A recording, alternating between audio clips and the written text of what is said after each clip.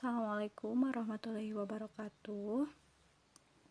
Sebelumnya, izin memperkenalkan diri. Nama saya Silvi Nuraini. Saya di sini bersama rekan saya, Rika Srianwar, akan menjelaskan tentang pasar dalam perspektif sosiologi.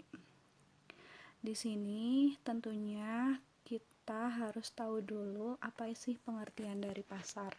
Pasar adalah salah satu dari berbagai sistem, institusi, prosedur, hubungan sosial, dan infrastruktur di mana usaha menjual barang, jasa, dan tenaga kerja untuk orang-orang dengan imbalan uang. Transaksi ini terjadi atas dasar kesepakatan atas dua belah pihak, yaitu penjual dan pembeli.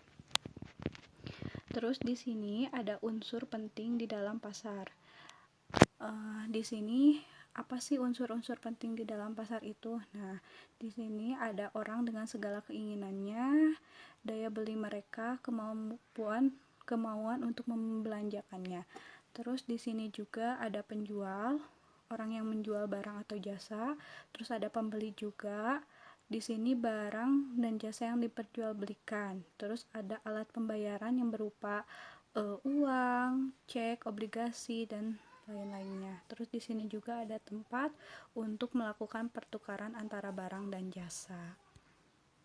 Selanjutnya akan dijelaskan oleh Teh Rika. Nilai ekonomis dan sosial pasar.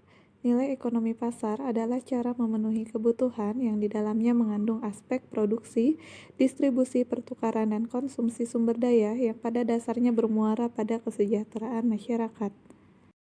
Nilai ekonomis dari pasar, contohnya pasar membentuk relasi, pasar juga akan membentuk banyak jenis-jenis barang yang akan dijual, yang akan menempatkan pasar dan para pelakunya melakukan proses transaksi dengan berbagai orang dan latar belakang yang berbeda, sehingga menghasilkan harga yang sepakat sehingga masing-masing kebutuhannya dapat terpenuhi.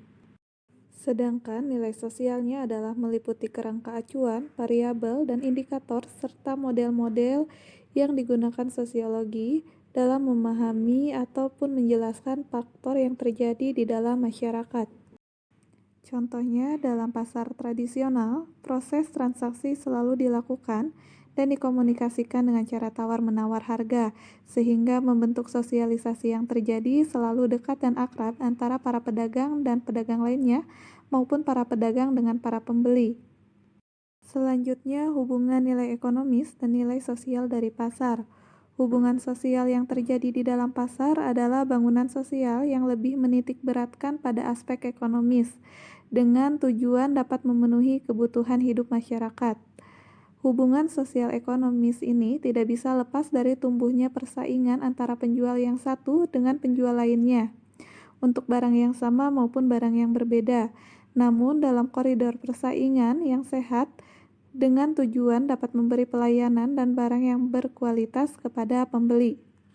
Sehingga dapat disimpulkan bahwa di dalam pasar, kegiatan ekonomi atau transaksi tidak hanya tentang ekonomi saja, tapi selalu melibatkan sisi sosial, sehingga saling memenuhi kebutuhan satu sama lain.